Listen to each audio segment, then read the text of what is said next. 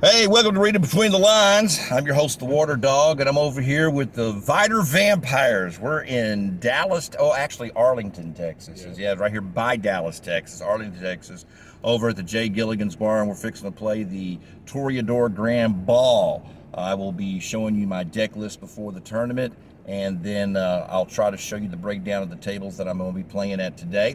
So I hope you enjoy that. Let's have some fun here in Arlington.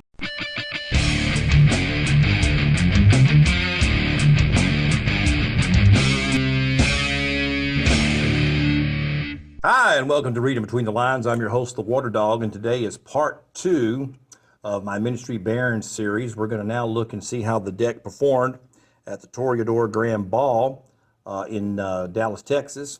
And so let's have a look. We're going to go to our first match.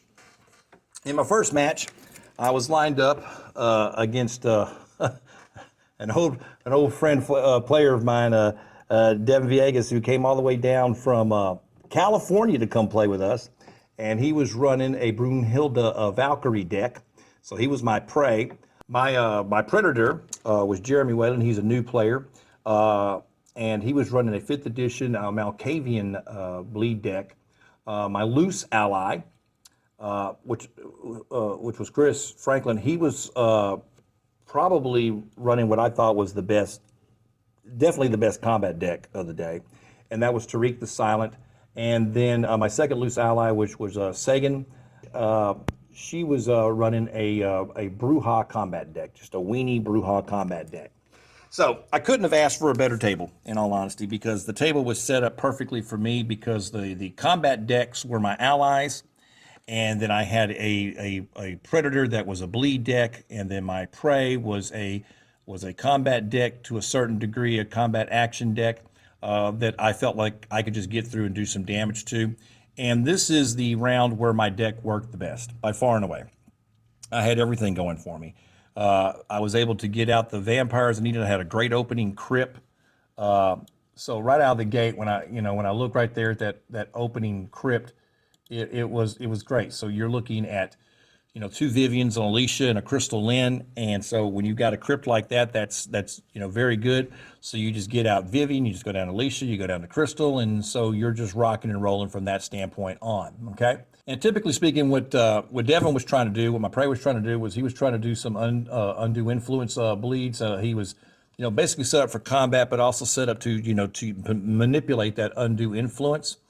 And I guess the big thing on the board really that really changed the outcome of the game, if you want to say which was the play statement that made the change of the game, was that Tariq never got off. And the reason why Tariq never was able to take off that's because Sagan playing that Brujah deck went right after him. And that's one of the things I like to do too. I like to go after my predator. If I'm playing a combat deck, I want to slow my predator down. I want to make sure I don't have to worry about my backside first. To me, that's the most important thing. You don't worry about the backside first. You go after the predator first. That's just my mindset. Once again, that's probably going to be controversial. I hear a lot of different things. I'm one of these people that have no problem going across the table in any direction, especially if I play a combat deck. Combat decks are designed to hit everybody. And so she did a good job with weakening him right out of the gate. So he was never able to really take off. He was just shot down right out of the gate. And then, of course, she was doing damage to her own prey. He was playing good, but I was set up so well on my hand in this first round that I was able to bounce when I needed to bounce. I was able to do my multi-actions when I needed the multi-actions. I got my Crymeth Ink out right out of the gate, so I was able to just simply rule. And plus I controlled the votes. I had the votes at the table, with my fee stakes. I've got, I had the third Baron, so I had vote lock. And so I was able to, just go. And so I went right through Devin. And then because Chris was just battered, Tariq was battered, I went right through him and then just followed that up in order. Going after Sagan next. The toughest out for me was Jeremy because he was able to replenish himself a little bit. And of course, he was able to do a lot of damage to me because I couldn't bounce bleed anymore. And since I couldn't bounce bleed and I couldn't really stop his bleed, it was really just a race as to who was going to oust the other. And I was able to win that particular race, But once again, I thought that the deck played perfectly. You know, I got all the VP points, I got the game win, and so this was a clean sweep. And so round one was a big success. The deck worked just the way you want it to work. And like I said, I couldn't have asked for better table matchups than I had it in round number one. Round two, it's a 4-player table, and I matched up with my prey. My prey was a Logan hatch, and Logan had he was running a Ged deck. It was a Ged combat deck. That's really what it was. And then Mark was running a loose ally. Excuse me, Mark, who was my loose ally, he was running a Celebri deck. Okay, basically he was doing, the Spirit Marinette thing. I really didn't get a chance to see much of that deck because Logan just really crushed him so much with his Ged that he just pretty much crippled Mark all the way through. And then my Predator was the Prince of Dallas, Adrian Ruiz, and he was running a Top Dog deck, and he was just giving me all sorts of problems. And so, it was just one of those days that where he pretty much was putting it to me, to be honest with you, just kind of putting it to me. Now, once again, I had a good opening hand for my crypt. I had my 2 Vivians, I had Alicia, I had a Nano Dis, so I had a good crypt. I had my 2 Barons, and once again at the table, for the most part, I was able to control the votes. So that helped me once again being able to do that. So there you go. Logan did a good job coming out of the gate. He just really hammered his prey. Okay. He put the hammer to me a little bit, but not that much. I had a few defense cards that really kind of, protected me. So all of my little defense cards, my dodges and stuff like that, and my ends combat cards, all of that stuff kind of helped me a little bit. And like I said, Mark just could never get off the ground. He was just getting crushed. The Top Dog deck, Adrian was killing me. He was able to hit his Top Dogs in sequence right out of the gate. And then with Antonio, of course, then you can then get, Nefandus out. So he had Nefanduses and Top Dogs. He had everything working. Now, the game is going to change in the fact that Logan didn't really realize how much damage I could do. Okay? And because I can do pretty much in around 12 points of, 12 pull damage, I could take somebody out. And that's really what I did. He had gotten Mark down to, I think, 1 or 2 pull. And then he was at himself, I think he was at like 12, and I just went, bleed vote, boom, knocked him right out, took him out. And then Mark made a decision really because he wanted to still have an opportunity going into round 3 to at least make the finals. He realized he didn't want to, what's the best way to say this, to allow Adrian to sweep the table. So he decided to basically oust himself. He was down to, I think, 1 pull. I'd gotten him down to that 1 pull, and he just ousted himself so that he would have a chance because he already realized that I was going to be in the finals. But he went ahead and ousted himself. So I ended up with the 2 VPs, and then Adrian just made quick work of me. And then, of course, it actually is going to pay off for Mark a little bit later because he's going to be able to, I think, sweep the 3rd round, and that will put him in a roll-off for the final table. So his plan does work. He keeps Adrian from making the finals, and then he does a roll-off to try to get into the finals. So all of that stuff worked for him. So that was round 2. Round 3 is the worst matchup for me of the day, simply because it was just going to be a brutal day for round 3. My prey was Matt Hatch. Matt was running a Rachel Brandywine, basically a Malkavian, bleed combat deck. And I do not know the player that was playing the Tietsima deck, but he was my loose ally. I have not played that player before, so I don't know him. And then my Predator was Chris Franklin, and he ran Tariq the Silent, and he just crushed me. In fact, he crushed the table. And I just kind of want to point this out because Chris ran that deck the way I run a combat deck. He basically, whenever there was a vampire out that was any kind of threat, if I got Vivian out, he crushed it. When Rachel Brandywine got out, he crushed it, okay? Whenever Ludamaja got out, he crushed it. So he was crushing everybody's vampires. And you got to realize, because he doesn't bleed for a whole lot, he just controlled the table. He got all of the intercept that he needed. He got everything set up for himself early. And because he was able to get all of these things set up early, it just worked for him. So he had everything perfectly. He was able to, to do his intercept. He had his defense. Now, where the game is going to turn is as soon as I saw that it was going to be Chris was going to be my predator. I did have a Donnybrook in my opening hand, and I kept the Donnybrook. And I hearkened back to round one, and when I hearkened back to round one, I noticed that he wasn't prepared defensively round one at the beginning of that, and he got crushed right out of the gate. And that's because you haven't had a chance to really go through cards. So I have to guess, do I want to use the Donnybrook to do aggravated damage and send Tariq to Topor? Or do I want to hang on to it when he's got the flamethrower and then basically burn that flamethrower with first strike? Okay. The other thing you have to think of is the fact that he's got plenty of flamethrowers. He's got plenty of ways to get the flamethrowers. The best thing that you could possibly do against Tariq, if at all possible, is to send him to Topor, to keep him to where he can't be used. And the fact of the matter is that I played it. He happened to have a defense card in his hand. He was able to, to prevent that damage.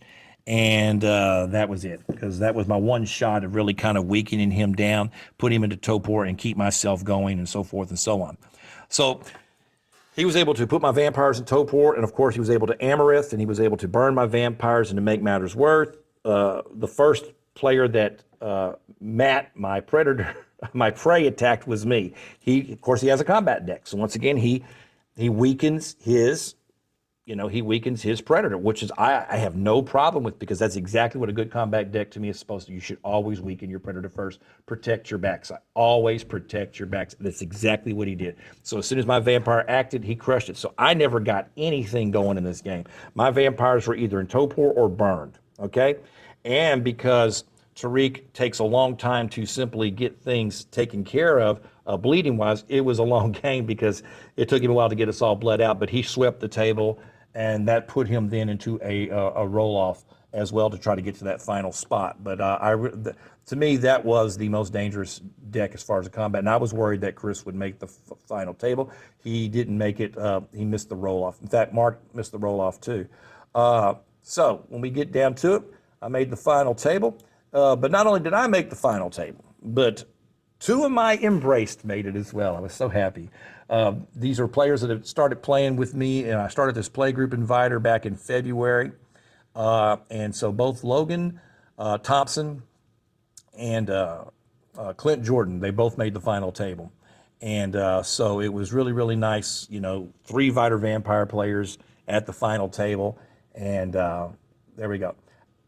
Basically, when it came to the seating, since I was in second place, I was the 4th one at the table, and I was looking at where everybody was at the time.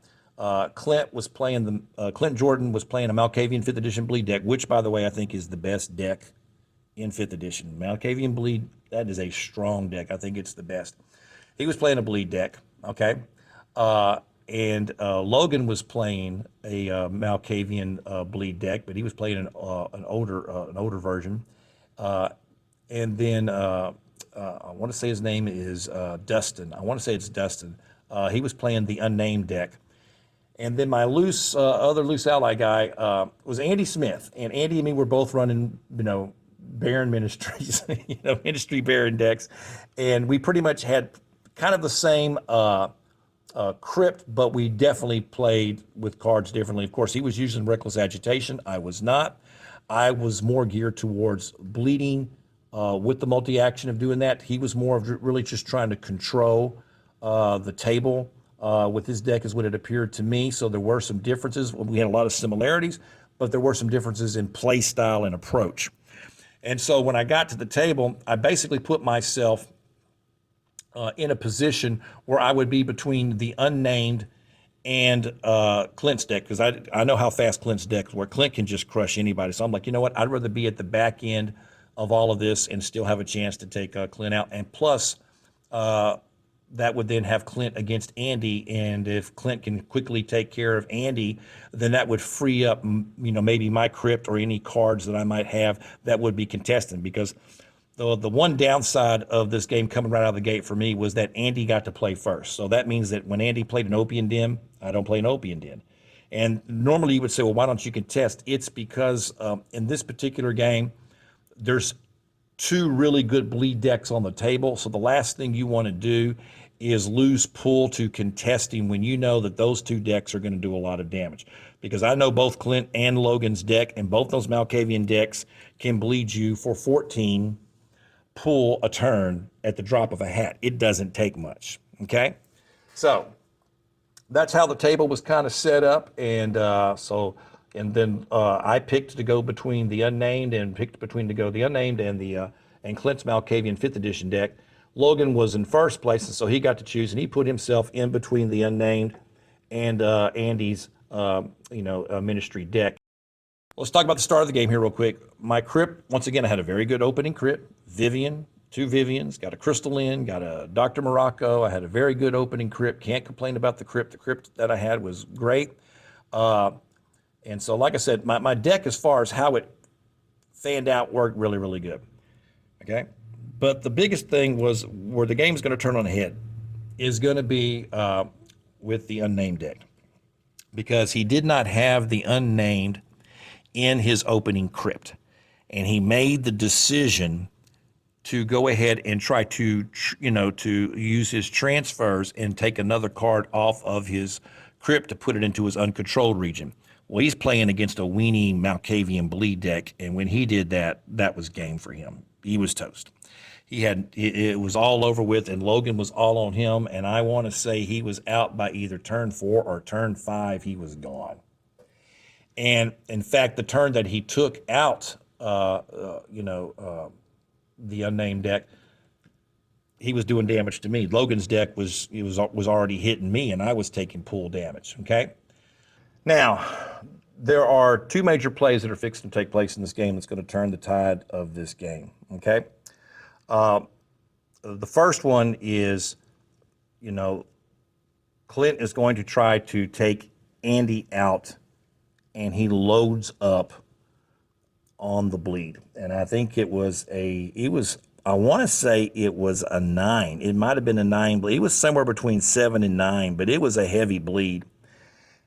And Andy's board was completely tapped down, but he happened to have an untap, and he was able to do that bait and switch and send it over to Logan, who was tapped down. And Logan at that time had about 20 pull, and it just cut his pull in half. And at that point, Logan was now vulnerable. He was just vulnerable. It just crushed him down.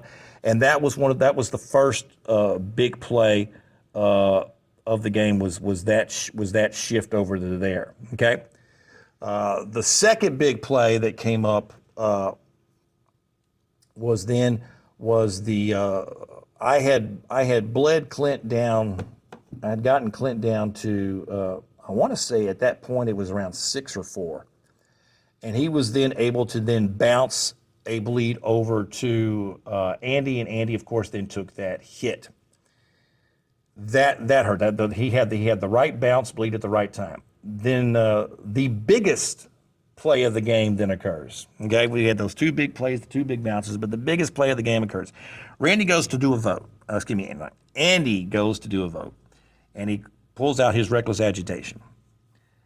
And this reckless agitation was going to be good enough to take out Logan. And then, of course, that gives him 6 pull, and that slows down Clint a little bit. And then Clint had in his arsenal the direct intervention. He was able to DI. That DI came at the right time. I cannot tell you how many times when I was working with my young players that we talked about Sutton reversal and we talked about direct intervention, and I made sure that everybody had copies of Sutton reversal, and I made sure everybody had copies of direct intervention.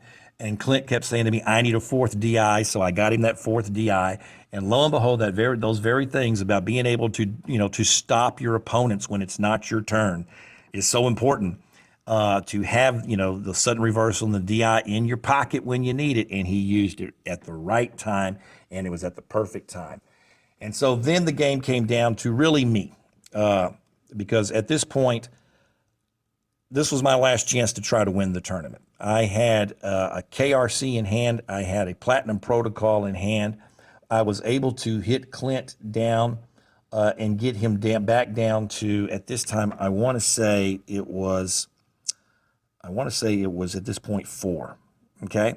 And I had the KRC. So then I called the KRC. And I put 3 on Clint and I put 1 on Andy. And Andy's looking at me like, why are you doing what I said? Because this is my only chance to win.